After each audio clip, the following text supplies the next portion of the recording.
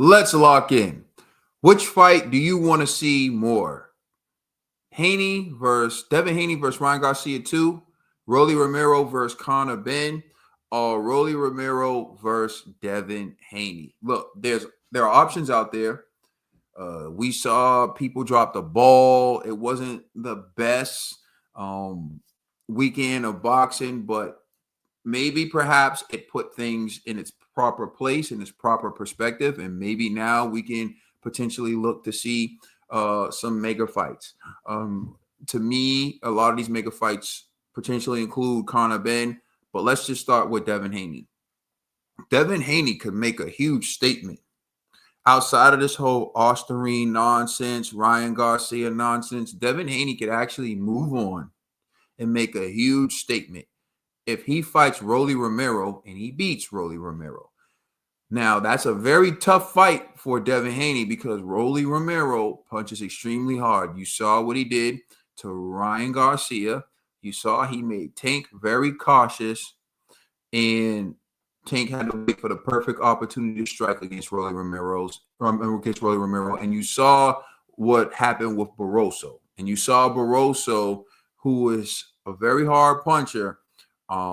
He hurt Rolly. Rolly came back, but Rolly was able to stop him. Although the stoppage was premature, he did have Barroso hurt. Rolly can crack. In Devin, the question mark is his chin. The fact that he dropped Ryan and he made Ryan afraid to engage, and the fact that he pulled off what he pulled off against Ryan Garcia as the main event of a card where Devin Haney was on the undercard and he's criticized for his performance. If Devin Haney steps up and fights Rolly Romero and beats Rolly Romero, you could put to bed perception. The reality is Devin Haney can say he's a better fighter than Ryan Garcia definitively, because the fact would be he beat someone who beat Ryan. He's also beaten better opponents than Ryan. He's more accomplished than Ryan, former undisputed champion. And yes, he had a bad night to Ryan, but Ryan's performance is in question, and he signed to fight a rematch with Ryan, and Ryan messed it up by losing. So he would have all these arguments at his disposal where he would definitively have the edge over Ryan, and history will reflect upon Devin Haney favorably as it pertains to his little spat with Ryan Garcia. For me, he does that, he's cleared. So this may be a blessing in disguise for Devin if he can fight Rolly Romero. The issue with that is Rolly has some decisions that he can make. One, he can give Ryan Garcia a rematch. That may be some big money out there, right? If he gives Ryan Garcia a rematch, Ryan runs around, makes excuses, the year layoff, whatever. You got to crunch the numbers, but that might be a big rematch. But another fight out there for Rolly Romero that, to me, is a pick'em fight is Conor Benn. He was asked about potentially fighting Conor Benn, and let's listen to what Rolly Romero had to say. This video appears courtesy of Fight Hub. Subscribe to Fight Hub TV for some of the best interviews in the sport of boxing. Rolly, would you like to face Conor Benn? I don't care about that, dude. What kind of question is that? Dude, Conor Benn has not knocked nobody else since he got off the juice. What was he eating, like some kind of eggs or something? You can eat both these. So you heard that the post-fight buildup for Rolly Romero versus Conor Benn would be hilarious. I can already tell you got two characters. You have two guys who are exciting fighters. Conor Benn and Chris Eubank put on a hell of a fight, the best fight of the year so far. And Rolly and Conor Benn is guaranteed action. That's can't miss action right there. Someone is going to get hurt really badly and knocked out. If that fight went 12, I would be shocked. But I'd be shocked. But look, you have Rolly with options, and he can rematch Ryan Garcia. He could potentially fight Conor Benn. or he can fight Devin Haney. He has some really good options at his disposal. And I left out Mario Barrios because rumor is he's fighting Manny Pacquiao. I don't know, but that's another option for him. Jerome Boots Ennis, they're probably going to keep, most likely keep Rolly away from Jerome Boots Ennis at this particular point in time, because I think people feel like Ennis is going to move up soon in the welterweight division. Will they put him in with Brian Norman? I don't think that they will. And personally, to me, Brian Norman and Jerome Boots Ennis doesn't have the intrigue as Haney versus Rolly because of the storyline involving Ryan Garcia and Benn and Rolly. That fight just screams action-packed fight because of the fighting style of both Benn and Rolly. So I think that fight is one the public will want to see. And a rematch between Haney and Rolly, to me, is the less intriguing option.